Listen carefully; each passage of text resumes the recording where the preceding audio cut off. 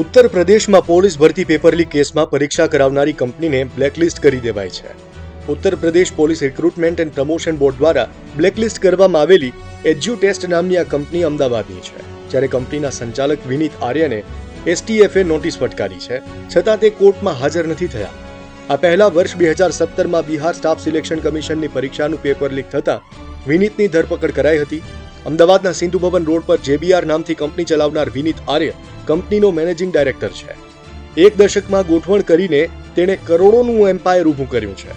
હાલમાં તે દુબઈ ભાગી ગયો હોવાની ચર્ચા છે. જો કે કંપનીના કર્મચારી સાથે દિવ્ય ભાસ્કરે વાતચીત કરતા કર્મચારીએ જણાવ્યું કે કંપનીના માલિક વિદેશ ભાગી ગયા તેવી અફવા છે, પણ તેઓ અમદાવાદમાં જ છે. પહેલા વિનીત બિહારમાં થયેલા પેપર લીક કેસમાં પણ સંડોવાયેલો હતો. ત્યારબાદ યુપીની સૌથી મોટી પોલીસ કોન્સ્ટેબલની ભરતી પરીક્ષાનું પેપર લીક થયા બાદ તેની સીધી સંડોવણી સામે આવી છે.